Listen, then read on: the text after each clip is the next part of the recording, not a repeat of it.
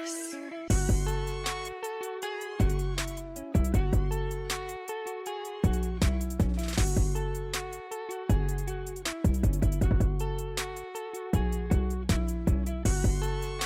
Seasoned greetings.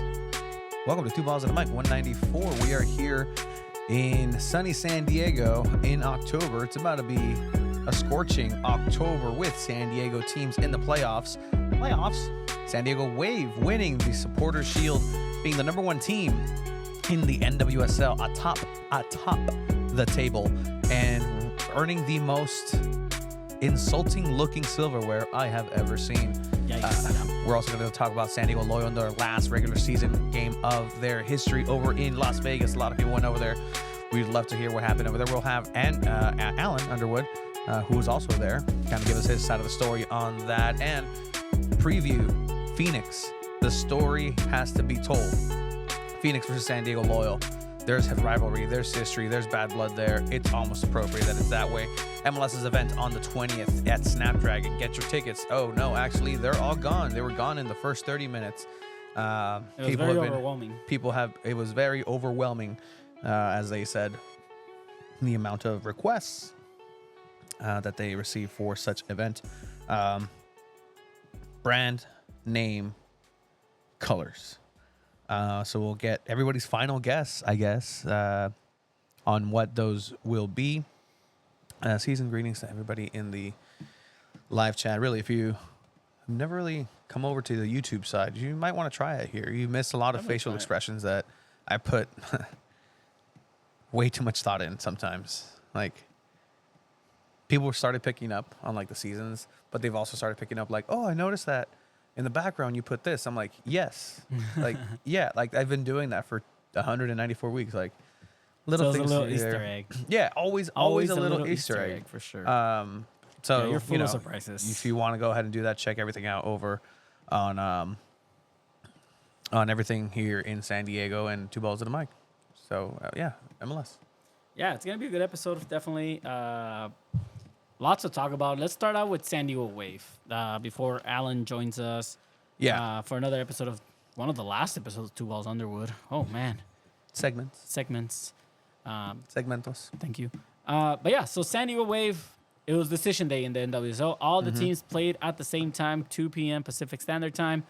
San Diego Wave were at home to face off against Racing Louisville. And in order to win the Shield, if you didn't know, they had to either win or tie and hope for Portland to lose if they tied. So they needed to win and Portland to drop points, essentially. So just tie or lose.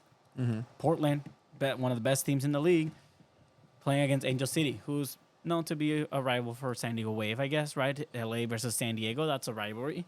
So San Diego Wave, during the press conference, during the week, they've been saying the same thing.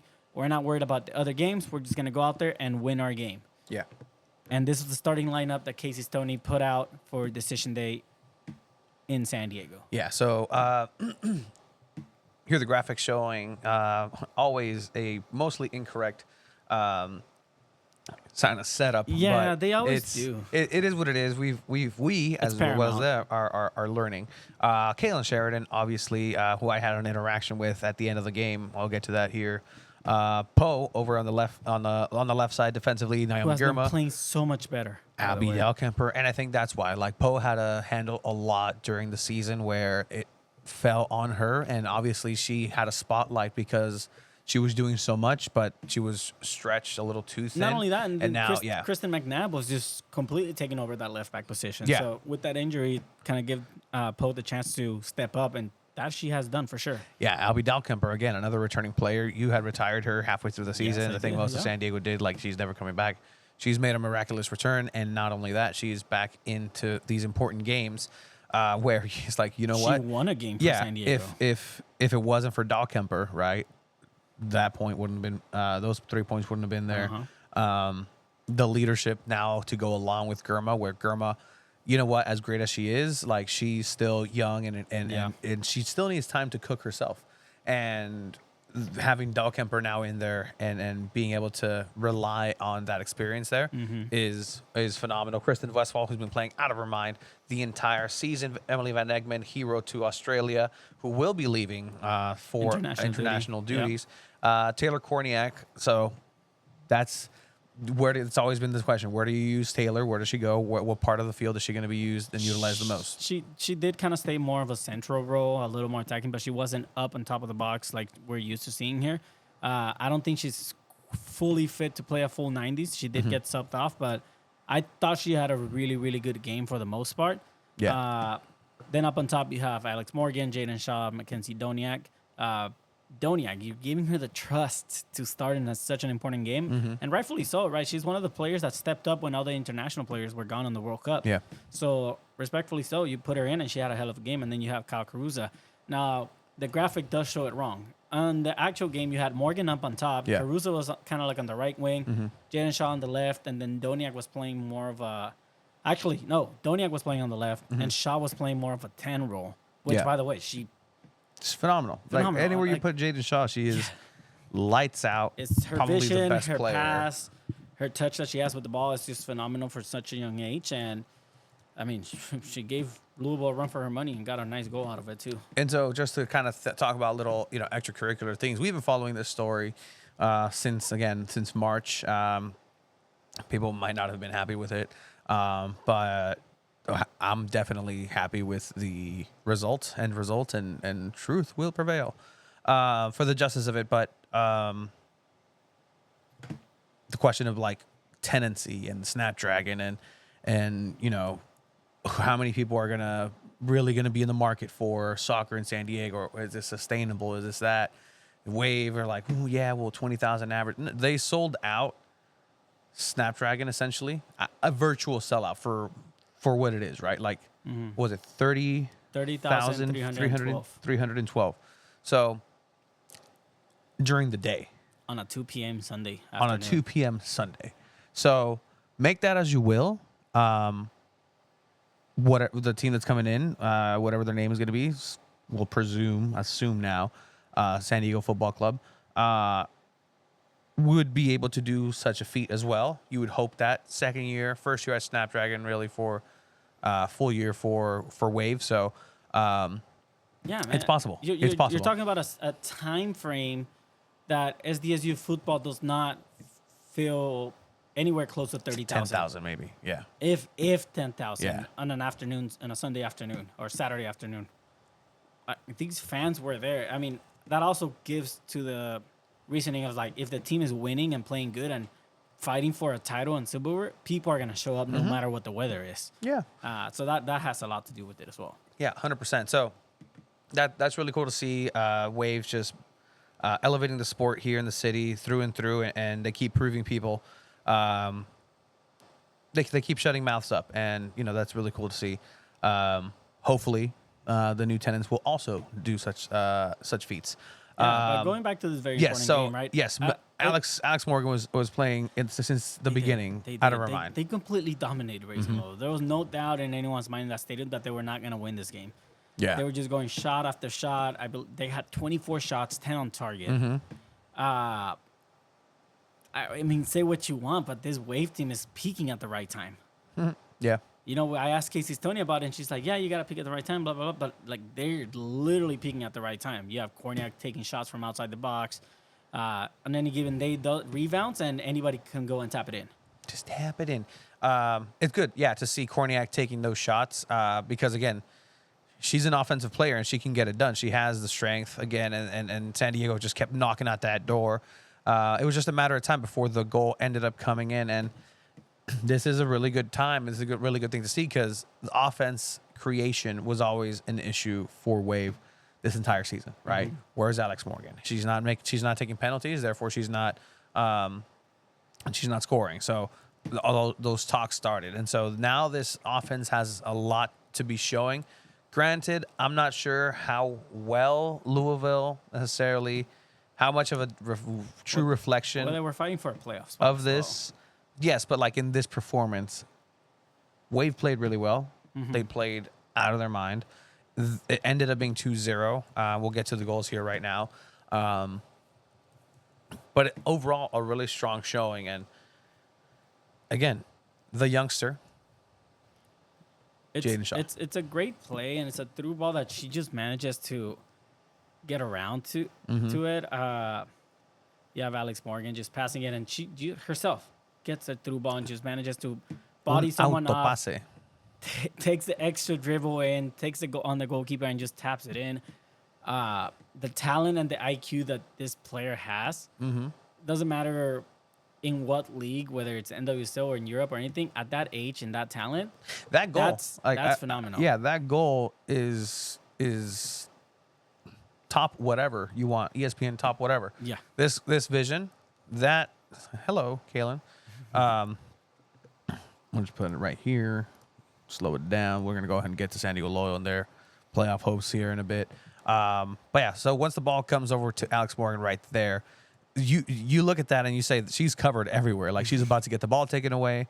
This little move with her left over to her right into the pass. Iniesta. Yeah, like it's an amazing classic, pass from Morgan. Just beautiful. and all then you want to see fundamentals. Shaw El from autopase. here, you Yep. don't think she's gonna have any chance of scoring in this play. And then she does that self pass that you said through the legs. Autopase. Yep. Bodies her off, gets another cut here. Whoop. No chance there. Yeah, I mean, could the goalkeeper have done better? Maybe a little bit, but Yeah, but you gotta give credit here. self-made goal, 100%. Give credit to And Shaw. This is along with Naomi Girma. These are the two players That's that crazy how good they are. that you need to keep Forever. You need them to be players that way for the rest of their careers if you really want to stay relevant. Along with Barcenas coming up, you saw her coming in, getting She at got a least yellow 30 card. minutes. She got a yellow card. She's aggressive. Dribbling in the box, taking shots, getting corner kicks. Like at 15, 16 years old, there's future here in San Diego for this women's soccer team. And year 2, and they already winning silverware. Yeah, so then Alex Morgan Class. doing her thing. We were talking with a gentleman up in the press box, Francisco. Shout out Francisco Velasco. Does cool TikToks. But in FIFA and EA 24, Alex Morgan's ultimate team card, from what I heard, is incredibly broken because she has the finesse trait where she can literally score from anywhere, like just a finesse shot, and it's a goal. Like, and now you can play the dudes. And so that's exactly what this is, right? Like, it's I look at them like, hey, Finesse. sometimes it's FIFA's right, bro. Not FIFA. EA. EA FC, excuse me. EA FC. But yeah, so Alex Morgan getting back into her scoring ways, and a really, really good goal there, leading into the 2-0 final score She here. also hadn't scored at home since April. Yeah. So, I mean, I love being in that press box because you actually, like, find out other things that you normally don't know. Shout out to Abraham for giving us that stat as well. Abraham's a better. Great stuff. But yeah, this is them celebrating.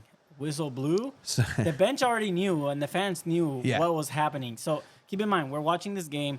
We're watching along with the Portland game, and by halftime, I think they were up 3-0 already. And we're like, oh, dang. Like, this is a great possibility here for Wave to win a title, win silverware right now. And that happened. I mean, you were like, I think when Angel City first scored, you were like, oh, yeah, 5-1 Portland wins, ruins everything. I was like, yeah, va a ganar 5-1, wait. Angel City, ya se quedó, 5-1. Yeah, no. Again, Casey kept saying the whole week, I don't want to know. I don't want to know what's happening in the game. But the fans behind her kept saying, oh, Casey, it's 2-0. Oh, it's 3-0. Oh, it's this. It's 5-1.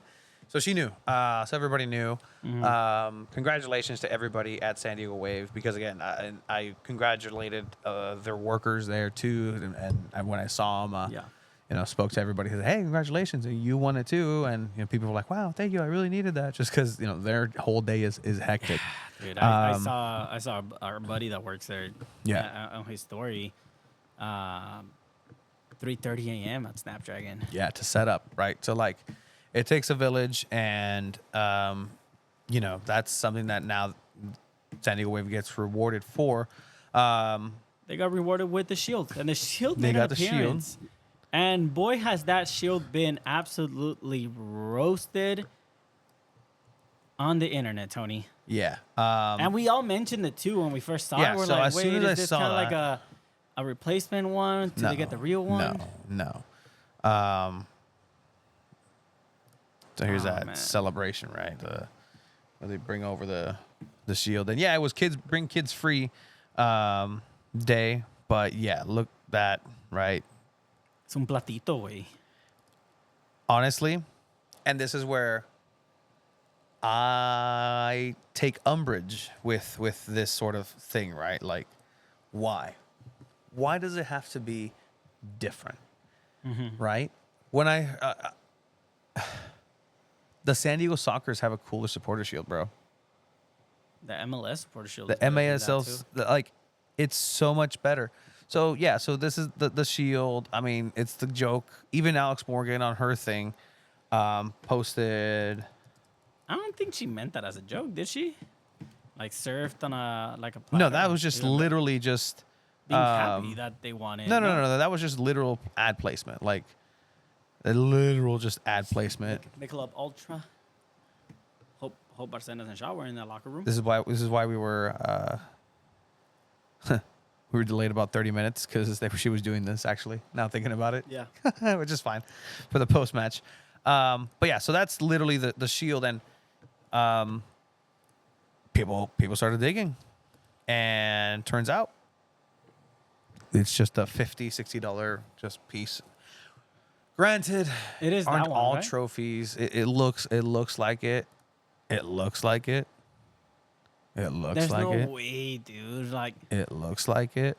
But again, granted, any other trophy too, you see it and whatever. Like, how much is like, sure, a Champions League trophy, like how much real silver or precious metal is it, right? Like, I don't know.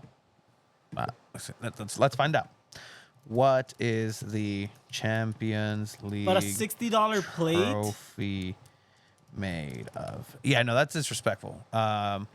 It's made of sterling silver. All right, so that's silver, right? That's not silver. That's not precious metal. And I Yeah. think it's really cool. It's not about that really. It's the actual trophy because you know what? Alex Morgan has a World Cup. Some of these players also have other things in their trophy case, and we heard them as they were coming in and getting ready to do the post-match conference. Just the entire team coming back, they started bumping music. It was loud. Everybody was celebrating in the dressing room and everybody in the backstage area. So it could have been a paperclip, and it would have meant just as much because it's a measure of their success. That's It's a what it measure symbolizes, for sure. of what it's for. But It's still fucking. it's still messed disrespectful. up, bro. Like personally, like look, Yeah, I The- wouldn't the even mind if it was Women's the World Cup same trophy? the same form, but just bigger. yes, But at the end of the day, I'm really convinced that did they have? I mean, it makes sense if it's a $60 freaking trophy from Dick's Sporting Goods. It makes sense they could Like- have two different shields, Yeah. one in LA for the Portland game, and one in San Diego. But yeah. still, man, Like even the World Cup, right? Like, why does it have to be this? That's a really cool trophy. It looks like a really cool individual player trophy. I'm not gonna lie. But most people dream of this one. If people dreaming of this one now, absolutely, that's fantastic.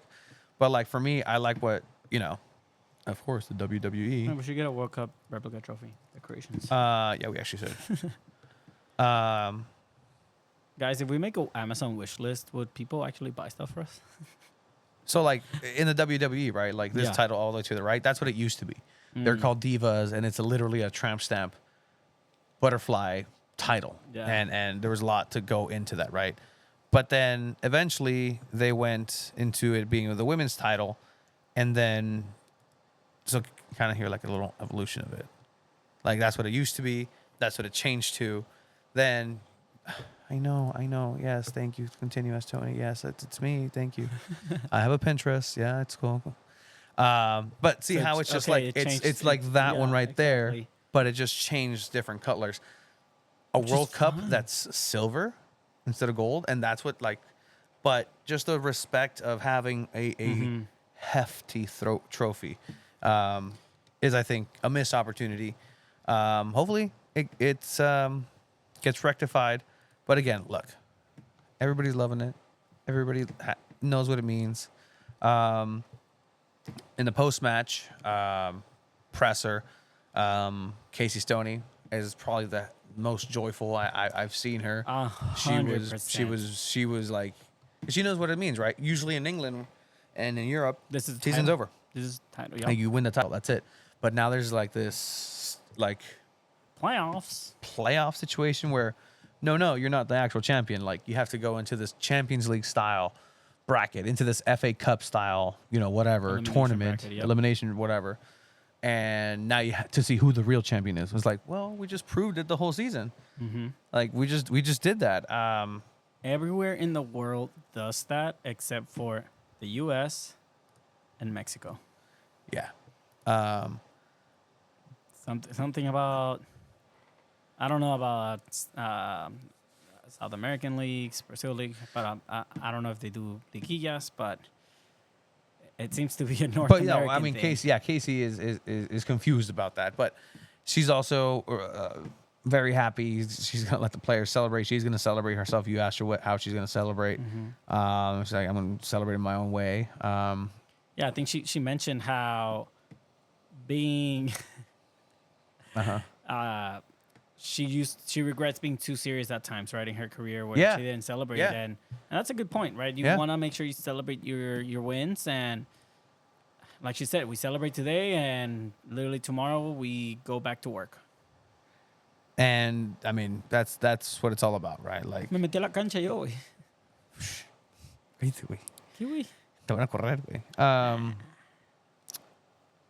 Champions, and so hopefully they use this positive trajectory now to move into the playoffs and be that team to beat. Now it's going to be interesting, right? So you have the bracket. The bracket is set between the NWSL contenders for the championship, and there's two possibilities. That table switched, man, on the Yeah. last day. So now on one side of the bracket of the semifinals, you have second place Portland with sixth place Gotham facing North Carolina, who were in third place. The winner of that matchup will go against Portland. And then you have Angel City, who finished fifth against OL Reign. OL Reign. Yes. And then the winner of that one will go against San Diego November 5th at 6:30 p.m. Now, if Reign wins, if you go to this game, you could potentially witness Megan Rapinoe's last game ever as a player if they lose to San Diego. So History will be made at Snapdragon that'd be cool. through the NWSL. And then if it's Angel City, then it's an LA rivalry to go to the final. Oh my god. At this point, if they don't call it the Shannon McMillan Derby between those two, I think that's Yeah. I'm gonna hit up Shannon Who would about she her. go for? I mean, she's currently works. employs for one team. Yeah. Well, two teams, but teams. she's currently So I think I know. In any case, the road to San Diego is there for Wave to stay home through the playoffs into the championship. What a story that would be. And really, like, again, this is an achievement for San Diego sports, being a lifelong San Diego Padre fan, San Diego Charger fan. No longer San Diego Chargers. That team no longer exists. Therefore, I cannot root for them. I mean, it's really cool to see. And yes, the Sockers. Shout out to the San Diego Sockers to release their schedule.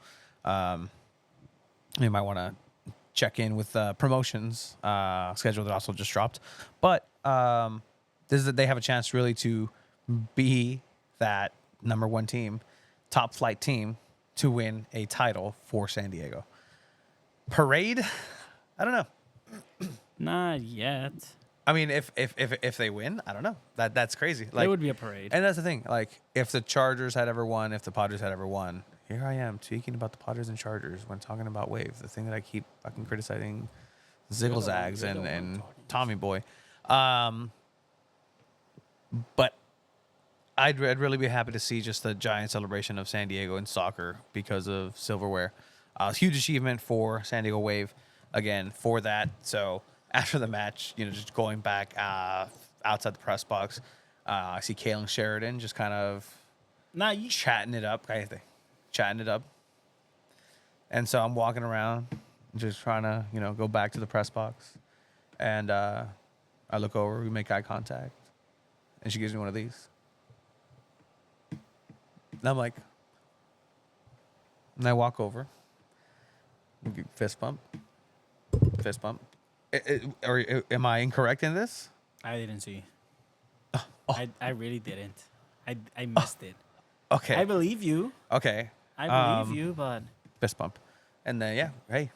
And I told I told Casey, I told the players, I told Kalen, please enjoy it. Just go for it. Please just have a great time. And yeah. She's like, yeah. But yeah, that was San Diego Wave. Strong how performance. big of a party will it be if they win the whole thing? Party at Snapchat? Well, Taylor Swift might be there. We might meet Swift? Taylor Swift.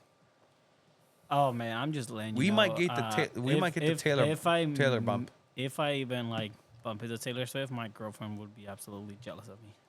Now I want to bump into her because I could care less about her, and then she'd be like, "Oh, hi, nice to meet." Oh, you're the girl Taylor? dating Travis Kelce, right? Aren't you Travis Kelce's girlfriend?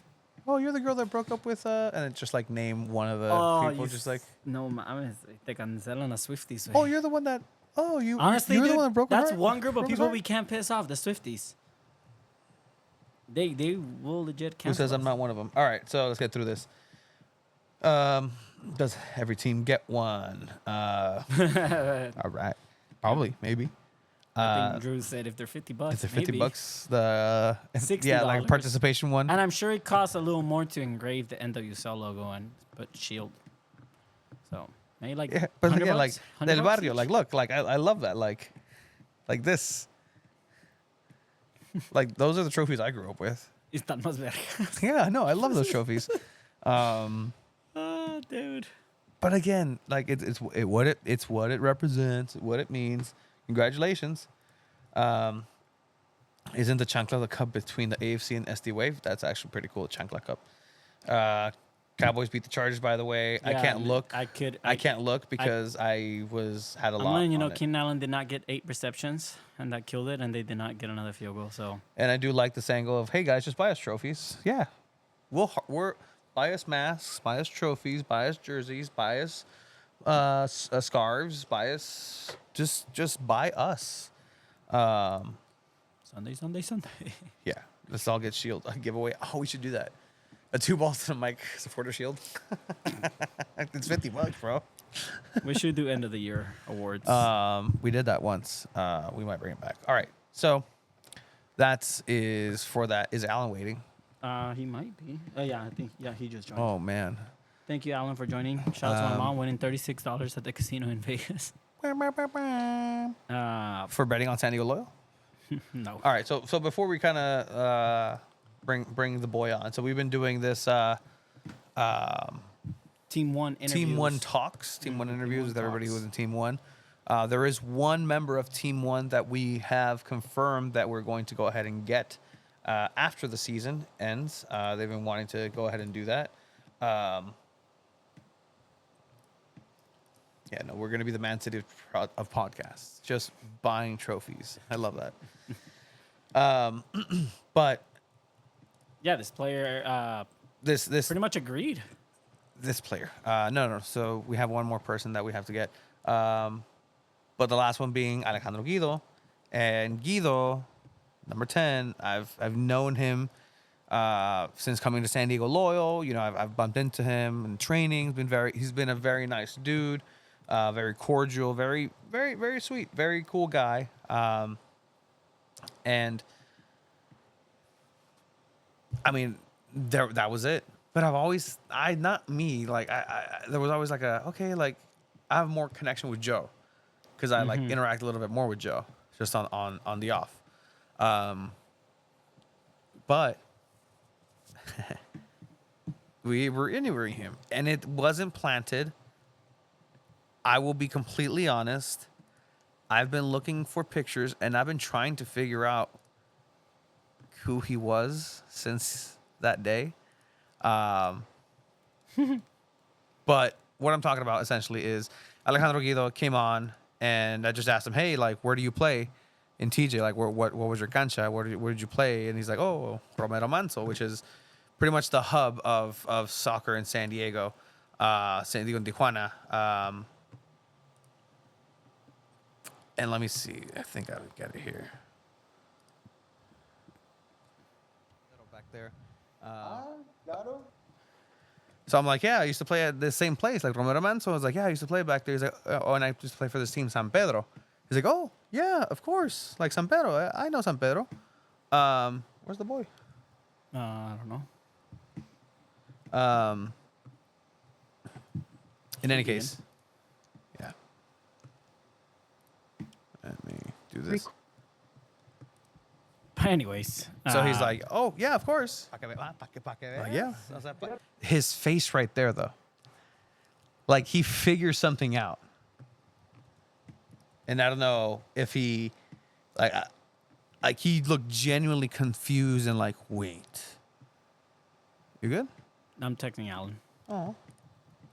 So you're not paying attention to my story? I am. You're not talking to me. You're talking Recording to I'm in everyone. talking to progress. everybody. Yeah, just letting him know that we're joining in right now. But anyways, Guido kind of knew something you were saying, And his question is, wait, were you a goalkeeper? which kind of sucks because he should have known by now. Well, I mean, kinda. Yeah, yes, but sure. From there, hablas del Parque del Ala, right? Like, who doesn't know el Parque? El Romero Manso. Romero Manso. En la cancha 1 yo he jugado con el San Pedro back there. Claro. Pa' que veas. O sea, ¿Eras portero? Sí, era portero. Era. Oh. Did we play against each other? Ya me acuerdo de ti, He's like, güey. now I remember you. Ya me acordé de ti, güey. Sí, güey. Okay. Güey, ¿jugaste contra Guido? Jugamos juntos. He's like, yeah, we played San Pedro. together. I'm like, oh, in this team? Una vez viniste Like, a jugar no. con nosotros. En la Estrella Roja? I mean, in this team? He's like, En Club no. Amateur Guadalajara y a Sí. veces venía. No, Sí. mames. Sí. He's like, I wasn't Igual de good enough for bonito, güey. Estrellas Rojas.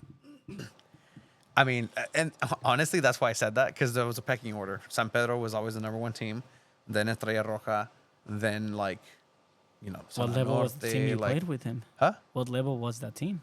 I mean, it was just like an academy. You heard it here first. No, but Guido's but you heard him. Youth He's- team sucked. He's saying, like, he first said, like, you came to play at Club Amateur Guadalajara. I'm like, huh.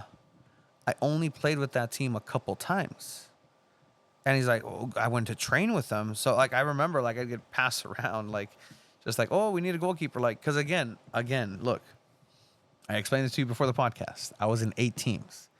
If I was in San Pedro, I was in San Pedro year, the age, birth year, 92, 93. But I also played one level older in 91, 90. So that's 2 teams. Mm-hmm. Then I play in this other team, 2 teams, same thing. This other team, to 8 teams. And in those, I'd get volunteered. I get asked to play over here, play over there. So this is great. I get all the playing time. Never got tired. So, like, when I'm like, see, wait, I remember you. Yes, like it's coming together. But do I remember him? I have to get the picture. And as soon as I see him as a kid, that's the thing. I have to see him as a kid because he changed a lot. Me, I'm the same one. I'm the same person. Nothing changed with me. Man. Does Alan just not want to come in? He says he's waiting for host. Are you opening the right one? I am. Record. Look, I'll show you right now. Uh-huh. I'll show you.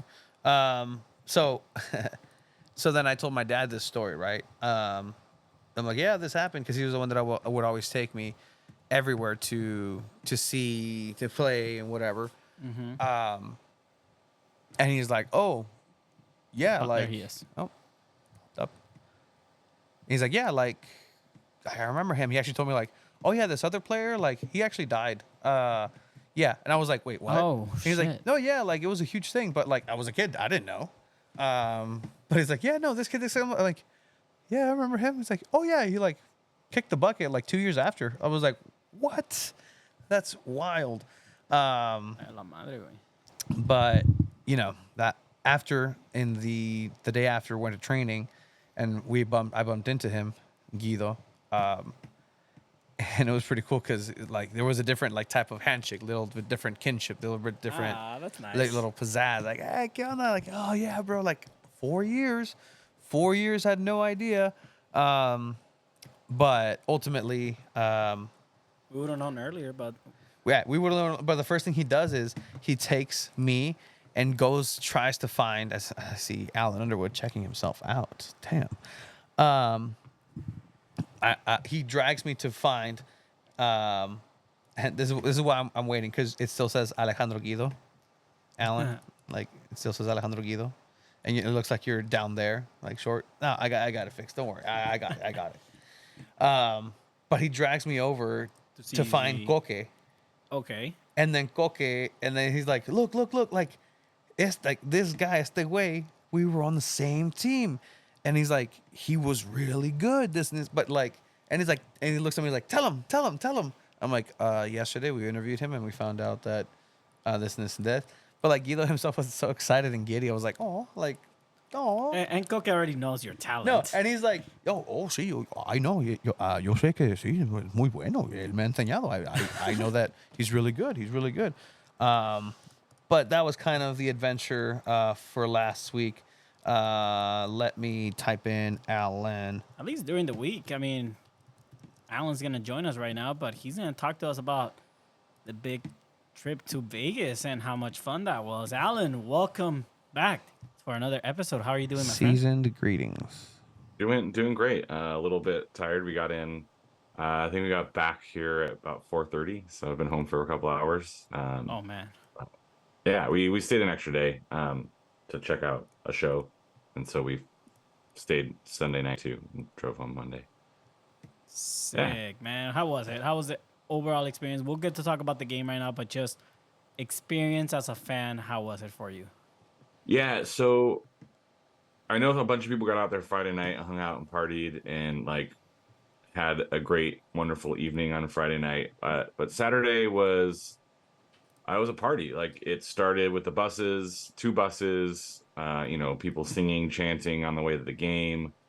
But getting there, like I went up to the press box and watched the first half from the press box, and you could tell how loud the supporters were.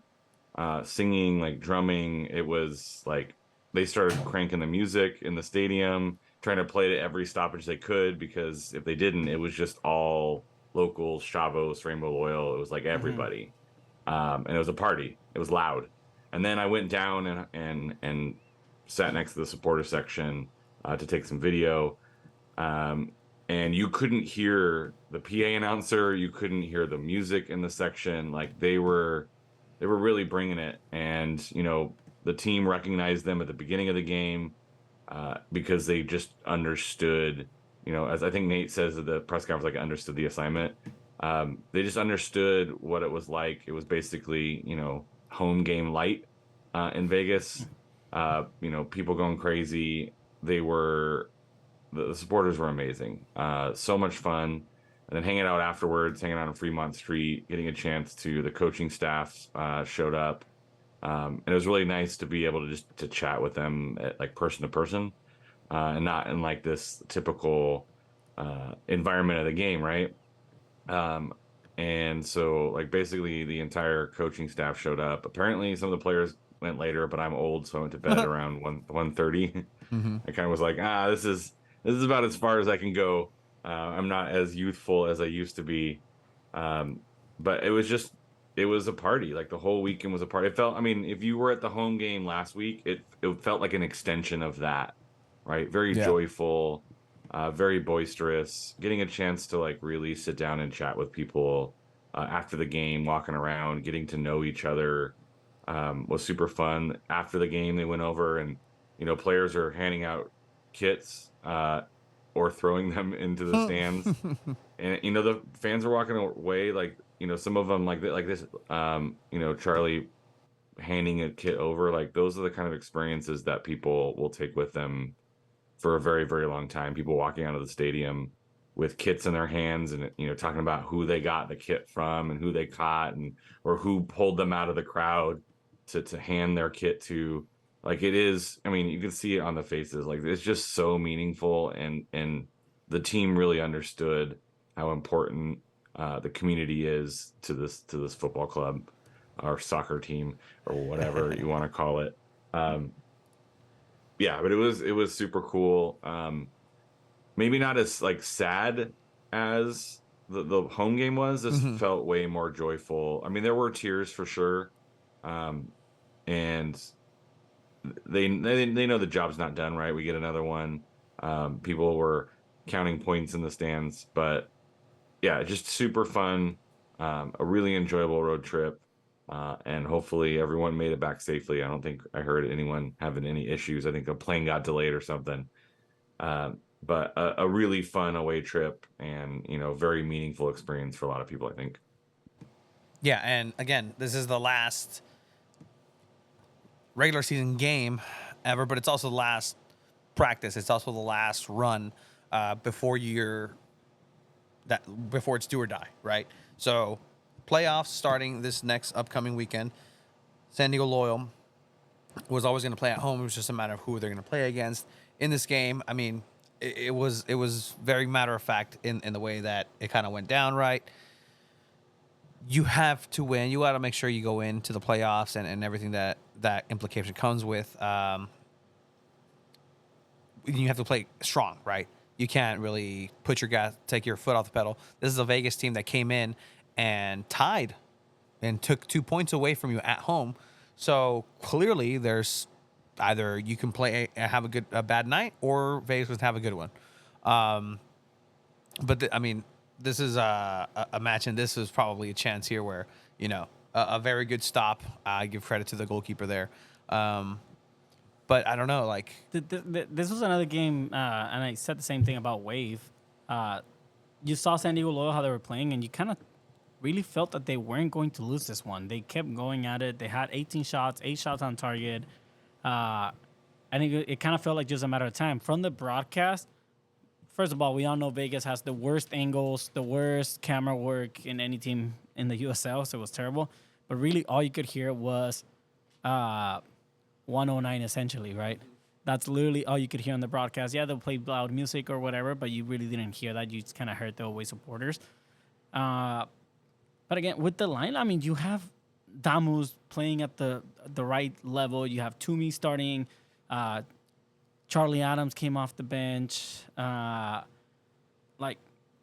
In itself, this wasn't a bad performance, and it's the way you kind of want to go into the playoffs. Yeah, it was. There was a little bit of apprehension in the first half, right? Especially with the way that Vegas played San Diego last time, where they had like 80,000 really good looks and nothing was going in. And so we're just like, please let it not be one of those Loyal matches where they get 42 shots on goal and 17 quality chances and nothing goes in, right? Like, I think it could have been, 3-4-0 in the first half, right? Mm-hmm. They had Damas had that, sitter that he just takes the first touch and boots it wide. Toomey had a really close. He just puts it wide. You have the save from Conway. Like, any one of those could have gone in. Conway had another one that wasn't in the highlights where it was just past his knee to get on target. So it was just, there was a little bit of that apprehension in the first half, but you felt that the difference was Vegas didn't look dangerous at all. And Koke was having one of those Koke nights where you were hoping that not only did Loyal score, but there was also a clean sheet because he should be rewarded. Like, his play has elevated. Matt Hall was talking about it. The first year he didn't feel like he played his best, and he's definitely elevated his game. And so it was, I think the team really kept pushing to give the fans what they deserve. They played tough. Adrian Perez was amazing as usual. Cam Riley had that shot earlier that was just dynamite. Like, you would kind of hope that one goes in.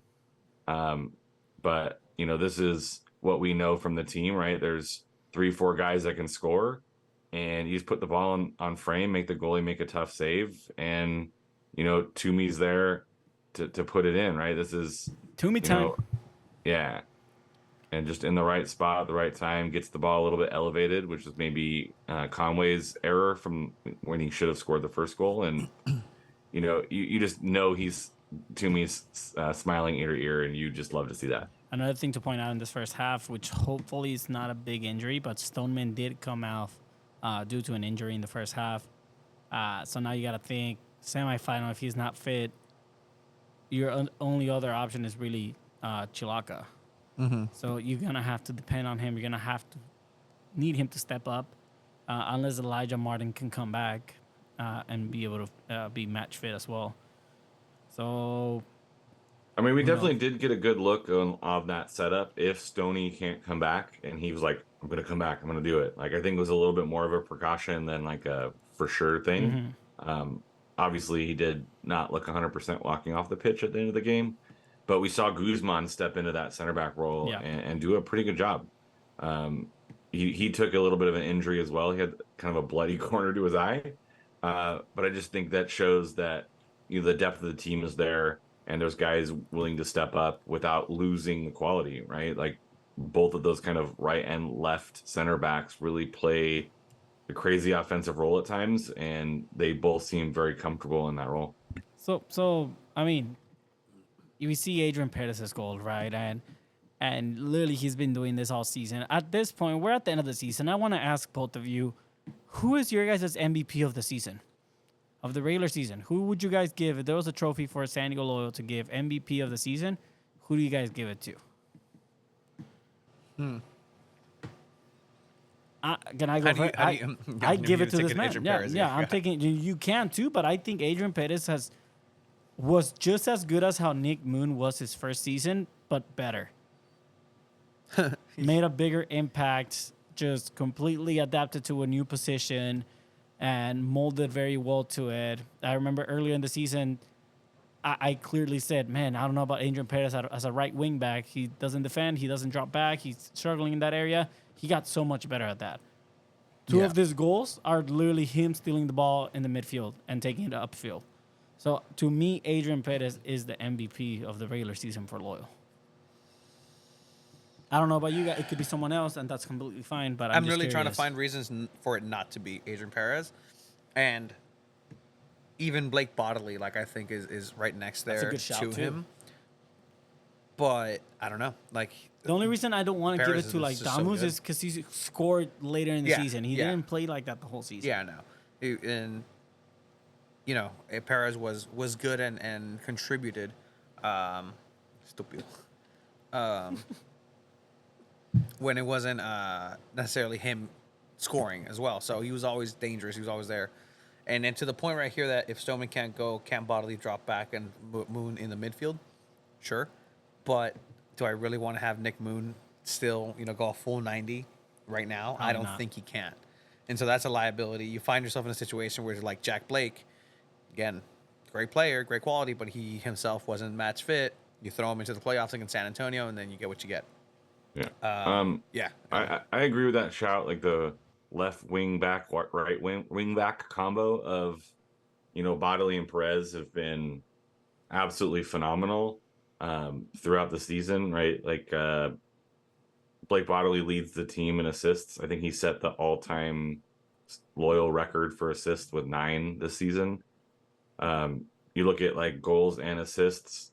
You talked about Damas at 14, Blake Bodley's at 14, Toomey's at 13, Adrian's at 12, Conway's at 11, right? I would throw like a Joe Corona in the mix too, as far as being one of those guys. I think he maybe doesn't get the love that he should because he's not a goal scorer, but I think a lot of people really like the way he's played for San Diego. But right now, as far as like how Nate likes to play, yeah, Adrian Perez, Blake Bodley, those are the guys that really make this team offensively run.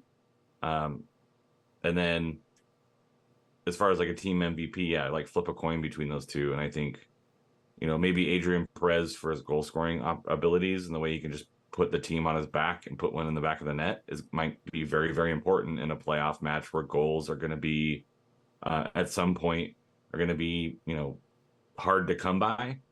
Maybe not this first matchup where two teams who really like to score, but also can give some up. But eventually you're going to run into a team like a San Antonio last year in Orange County, a Sacramento, where you might get one goal. And if you can get a second goal out of Adrian Perez, that might be the difference in PKs or a straight up win.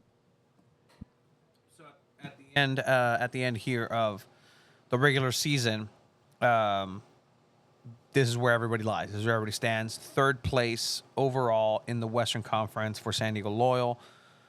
Only Orange County and Sacramento above them. Sacramento first, Orange County second. Orange County having a bounce back from earlier in their season. I think San Diego's pretty much maintained constant just in that range of area. So, based on, consistency, I think you can say it's been a very successful season because, again, Orange County maybe didn't have their successes until mid to late in the year. But San Diego has maintained a steady pace. So now they're going to go ahead and face Phoenix Rising. So out of all these teams, none of them matter. Rio, Oakland, Monterey, Las Vegas do not matter. They got eliminated. But in the grand scheme of things here in the playoffs, it is down to 8 from each conference. San Diego Loyal now face Phoenix Rising in the bracket. A Phoenix team that has not won since mid-September. They've been on a drought of winless games. So on paper, this should be a win for San Diego Loyal. But we all know the history. Phoenix. We all know the pressure of a home playoff game from last season as well. I'm just curious to hear you guys' takes on this. Obviously, it's an exciting matchup. Obviously, it's going to be a sellout. But I'm just worried that San Diego's going to freeze up again. Alan, what do you think? I mean, I think a lot of people are like, of course, it's Phoenix, right? Like, of all of the teams, like, Colorado Springs was like, oh, I want Colorado Springs. But you look at how hot Colorado Springs is right now. Like, I'm not sure you want to play Colorado Springs at this moment. Yeah, of course it's Phoenix, right? Like, what other team are you going to face in the playoffs where you haven't won a playoff game before and you're playing essentially, I want to say your arch nemesis, but probably the team that you have like the most storied history with. I would place that above Orange County even. Like, Orange County has some pretty good moments, but I think in the history of the club, like, most people would say like Phoenix has been kind of one of those teams. And just like last year, you didn't play them lately. They played them at the very beginning of the season. Both teams are drastically different. Phoenix kind of figured themselves out kind of in the middle of the season. And then haven't been playing as well of late. But, form is only as good as the next game, right? Like, you can win 5 games in a row, but that doesn't mean you're going to win the 6th. You can lose 6 games in a row. It doesn't mean you're going to lose the 7th. And so I think Phoenix is going to come in here ready to go. Yeah. They have, I think, 3 of the top 20 goal scorers in the league.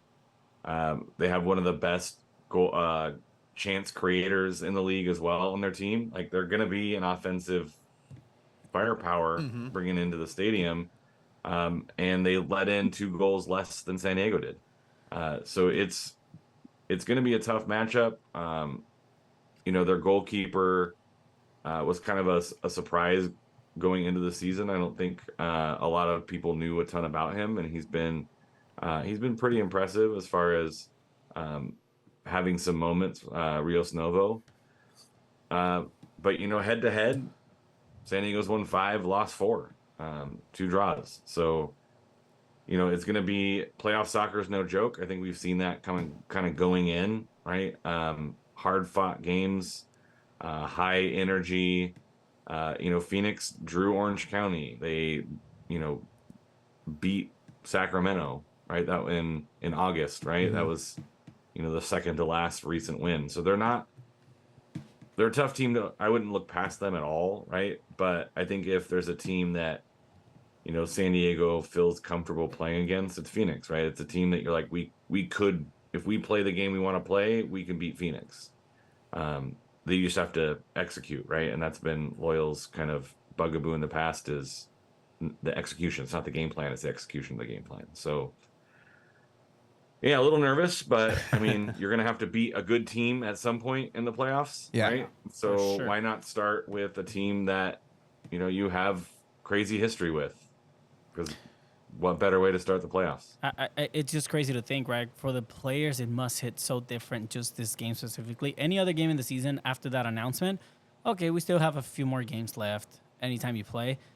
This is literally it. This could be their last game wearing this jersey ever. Like, I feel like that sinks in their minds, and I think they're going to come out ready to go. I think they go to the next round. And going to the next round would mean either playing in Orange County, which is not too far away, so you're going to get a lot of supporters as well. Or El Paso beats OC and you get El Paso at home. But I think winning this game is very, very crucial. I don't know, Tony. What are your thoughts on all this? It had to be this way. I think that it's just really cool. It's a coinkydink. It's a storybook type ending where, of course, you face Phoenix. You have to. And if you didn't, it would almost not be appropriate to not have faced Phoenix. Because, again, they've been part of so many moments in loyal history, right? Remember, Phoenix was the team prior to any of this that just laughed at San Diego because they were the big honchos in the USL. They were the team. They were the golden child. They were the ones that have all eyes. They were the ones that got blessed by Didier Drogba. They were the ones that really, in many ways put the USL on the map in a lot of people's minds too. They were dominant. They were Darth Vader, and then they came in and they slaughtered the younglings of San Diego Loyal for a little bit there, right? Like there were times where it was just frustrating, right? The games away where how did you give up 2 goals in the last five minutes of stoppage time because there were 7 corner kicks and there was just frustration, just like the names of Santimor, Asante, just like those names just ring in people's who have been following this team for a while. And this is just in the soccer sense, right? Now you factor in the fact that this is the team that made, in a way, San Diego Loyal who it is on and off the field by having that incident happen. That racial slur used by Junior Flemings, was it? It's a homophobic slur, yes, not the racial one. That was the week before, USL. But it's just so appropriate where, like, you have to finish the story. San Diego Loyal has to finish a story, and they have to slay the dragon of Phoenix Rising. Phoenix. And that's the best way to possibly start it. If you had faced them later on, maybe to go into the championship, sure, that's fine. But I think if you beat Phoenix here, I think you start thinking like, all right, from there, I think we can do it. Because as you were saying, it's a name, right? It's a monolith of just what it means to this team and on and off the field. Nate's been there. 6 of the players have been there. You don't have Rubio Rubin who's going to come in and save you against Phoenix. Guido has done it. We talked with him, and that was actually one of his favorite memories.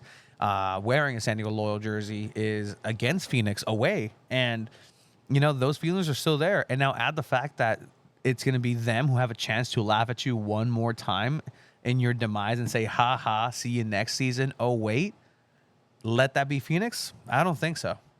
I really don't think so. And it's going to be one of those challenging things where Phoenix also knows this. The blueprint was there from Oakland Roots last year. Frustrate this team. It's going to be physical. It's going to be dirty. The refs probably are going to let it slide a little bit more than usual because it's a playoff game. Get in their heads.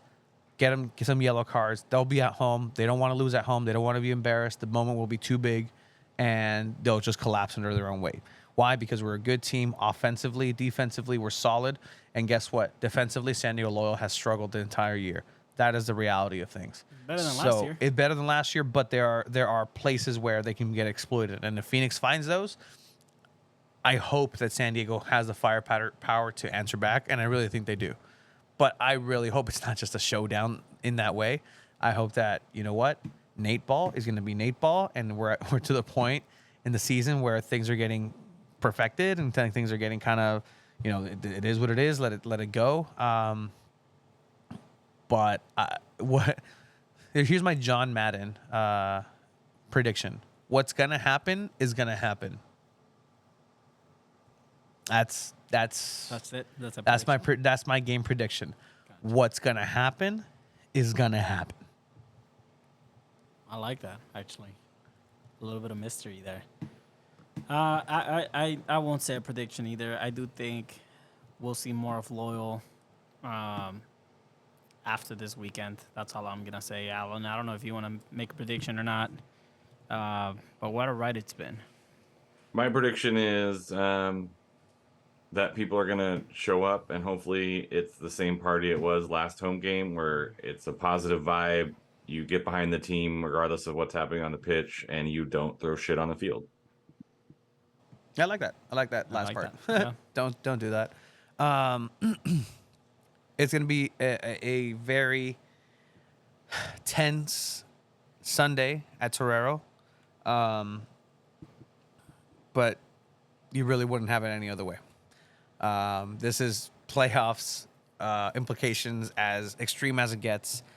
I'm excited to see what San Diego has to offer here, and hopefully, Phoenix is a thing of the past, and we never have to think about those zonies ever again until they come and invade our beaches. Alan, do you have any final thoughts? Any anecdotes? I played with Guido, Alan. He remembered me. I heard. No, I did tell Nate that we were doing a bit where every time I asked a question, it sounded like Nate hated me and got annoyed at every question. He's like, no, and I was like, yeah, I disagree, because I was like when I asked about the two guys on the wing and you threw in Joe Corona, I'm like, I did it again. He's like, no. Yeah, so I had to start thinking about my next question for Nate afterwards, but no, it was quite a great kind of two games, and so I'm just hoping the party continues. It sounds like 109 is almost sold out, or is sold out at this point. I haven't seen an update. I haven't checked in a little bit, but I think they were down to like 25 tickets in 109. So if you're waiting for something, don't. It's a Sunday evening. I know it's not super kid friendly with school the next day, but you're out of there 9:30 at the latest, unless you're doing a press conference. Show up, show out, and make sure it's the last game of the weekend, so everyone's eyes are on San Diego. So I mean, if they win, it's a holiday and don't have the kids go to school the next day. it's a city holiday. Maybe the mayor will grant clemency for people who don't show up. I don't know if the union will allow that, but yeah, I mean, but I know there's a lot of really cool stuff happening in San Diego as far as playoff soccer. So get in, show up. It's gonna be, we got Loyal the 22nd. You got the women's national team the next week. Then you have your Wave, home game on the 5th. Which, congratulations to them for winning the Shield. I wish the Shield actually looked like a shield better. Yeah. And was like, but it's silverware, right? Like, there's Tottenham fans who are still waiting for that. So 2 years in, it was super cool to see that, watch that game. Like, I was surprised when I pulled up the score for Portland and LAFC, Yes. but maybe LA doing something right for once. But yeah, it was. Yeah. Sorry, before we take off, I just want to highlight Cesar H. Football. Yeah. And his write up for ESPN, and he's the consummate reporter. Like he's the guy. He's the guy, straight up. You guys, I took a look at it earlier. Did you guys take a look at it? Yeah. I was a little bit upset that he didn't ask me for a quote for the piece. I felt that they were missing kind of the local journalist flair. But I realized just because I have a podcast doesn't make me a journalist. So yeah, I agree. I guess having a podcast does not make us journalists. Tony's laughing, nodding away while he goes on a potty break. But yeah, great article from Caesar. And I mean, Alan, we know Caesar a couple years now already.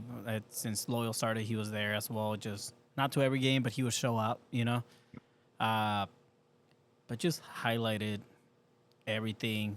And it's good to have someone put this team on the map, right? Like for ESPN. Yeah, he talked to me a little bit of the game, the last home game, about kind of what he was working on, and so I was very excited to see when it was going to drop, and so pretty cool. I mean, getting USL content on ESPN is difficult in the best of times. Mm-hmm.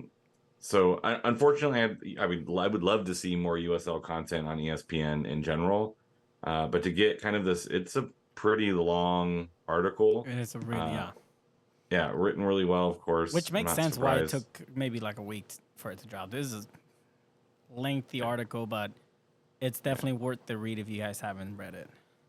Yeah, I mean it's a pretty good encapsulation. It doesn't really get into any of the super ugly. Like I think we're gonna have some time to reflect on this much later, or but it feels very much like somebody who understands the club and understands what's going on and how much it means to the community.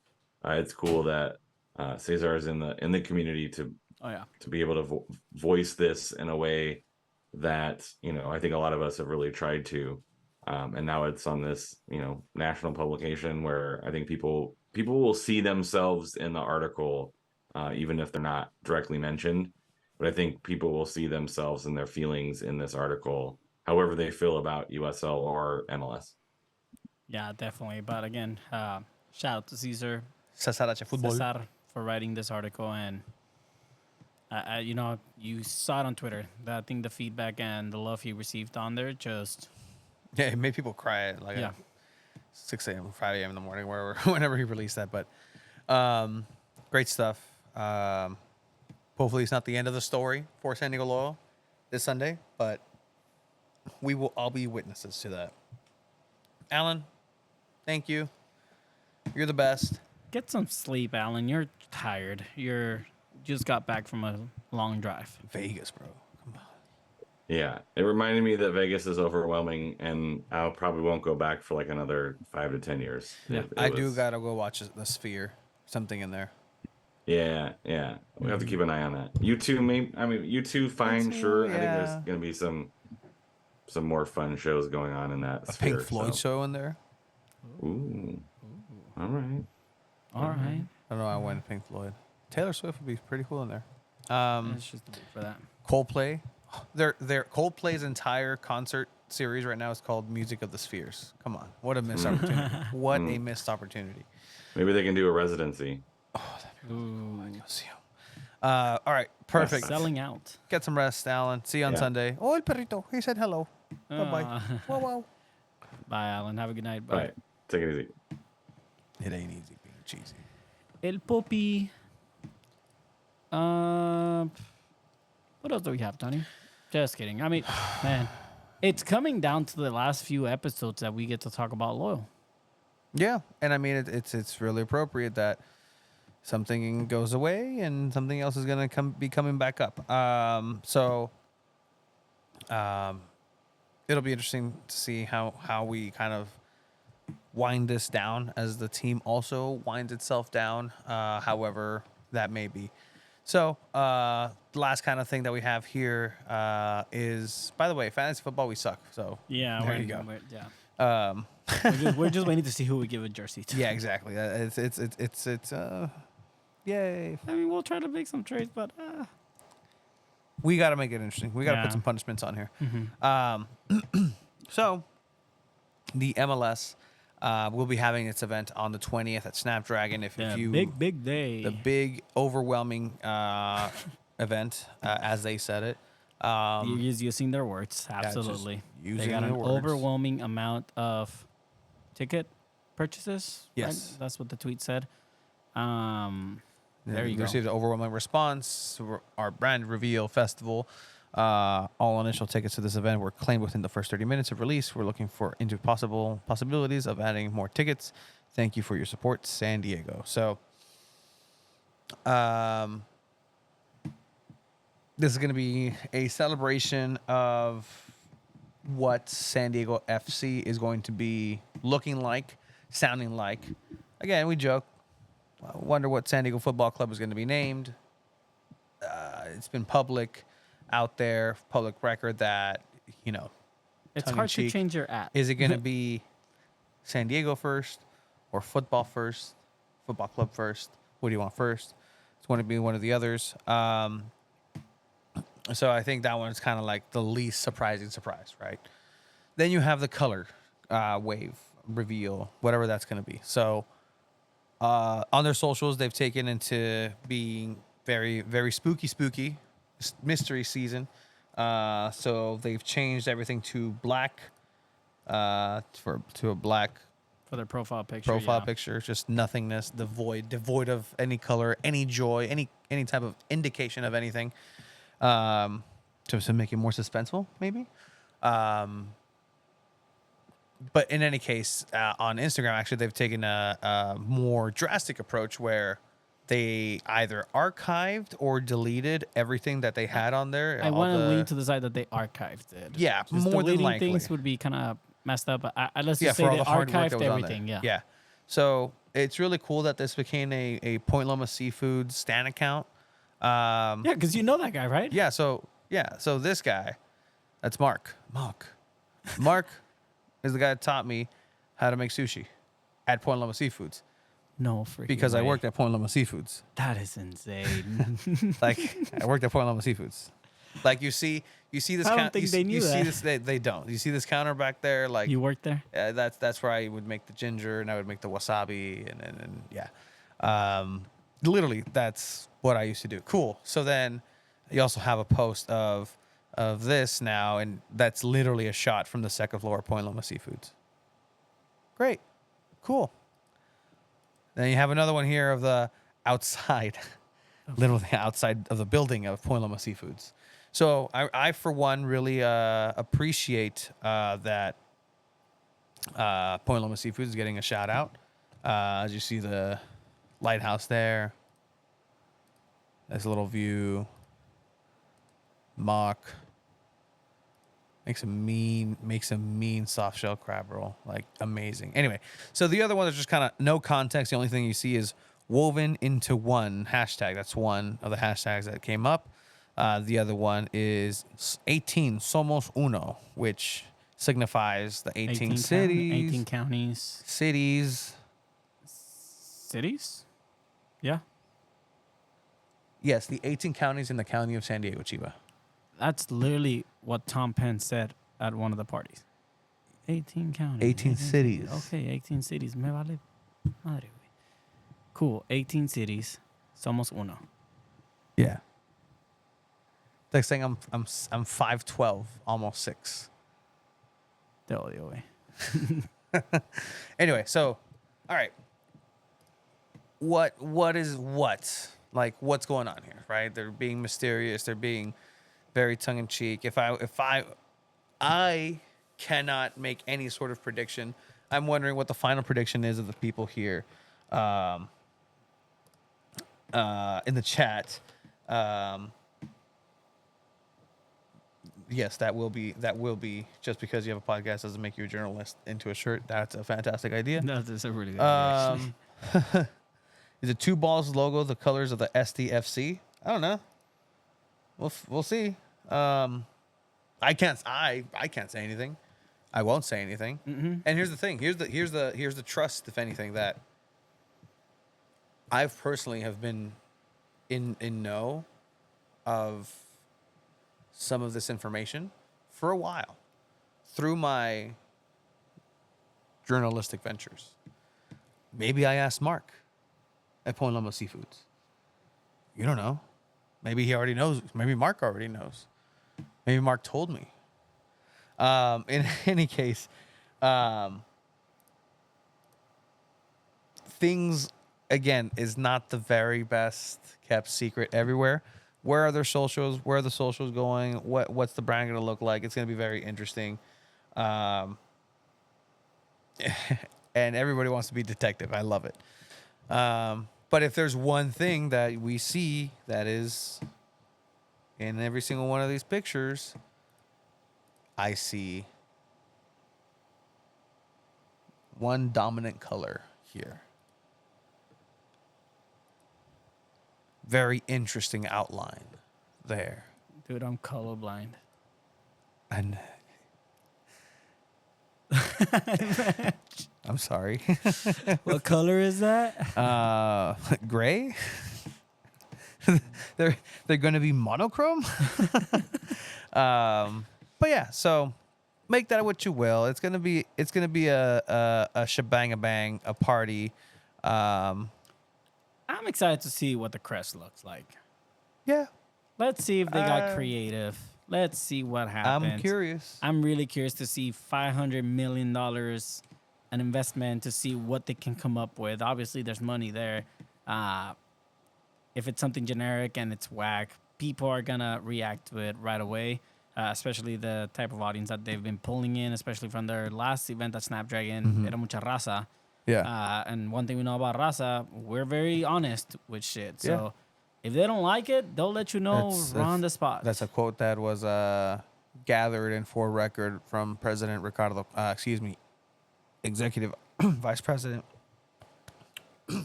Oh, you okay there? Somebody get him some water. SDFC got me.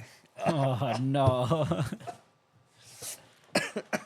Anyways, este se está muriendo. But no, he did say that, like, yeah, like San Diego is honest, and that's something that he had to find out, and they will tell you when something's wrong. And I don't think they'll necessarily get told that something's wrong. I don't think they'll necessarily get told anything. And even if they do, I don't think it's going to change anything at all. It'll be interesting to see what the reaction is, interesting to see what the merch is, interesting to see what the rollout is going to be. And we hope to talk with more STFC individuals. I think, yes, that is the glider port by Torrey Pines. And again, it's interesting if they say, somos 18, somos uno. We're all one, where literally all these pictures are from two places. Two places. One in San Diego. Just have 18 pictures of one in each city. Hey, you're having dangerous thoughts, my friend. All right? You're having dangerous ideas. Watch out. Because I might get a call now. No. Que te llamen, güey. Valen madre ahorita. That'd be really cool if you did that. Like, just started saying shit to inconvenience me so I get calls. That'd be really cool. Guys, the colors are... That would happen. Yeah, that would you totally would happen. get the call, for sure. Yeah. Hey, why did Chiva did this? What? why am I getting called? Next time, if that happens, you should tell him, like, wait, call him. Here's his number. Ahoy, hoy. You are speaking to Alejandro Villaseñor's office. I might help you. I just play AI of Cristiano Ronaldo. Hola, hola. Soy Cristiano Ronaldo. Nomás te quería decir que no has ido al gimnasio. Acuérdate que el bicho y yo tenemos que ponernos bien. Pero no más bien que el bicho.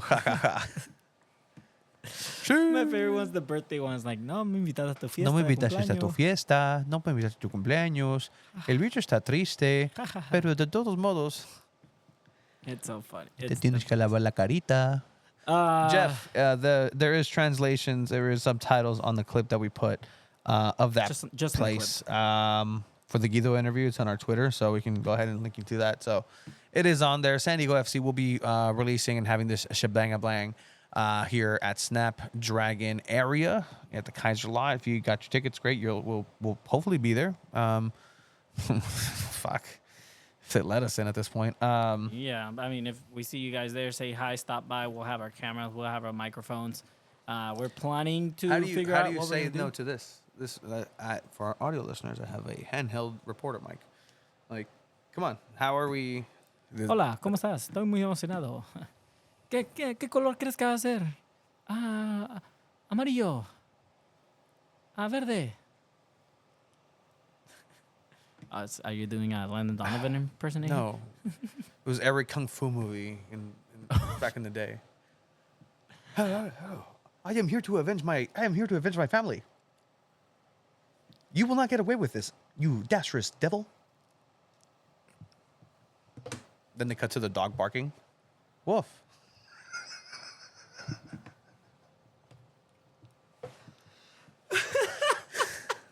Woof.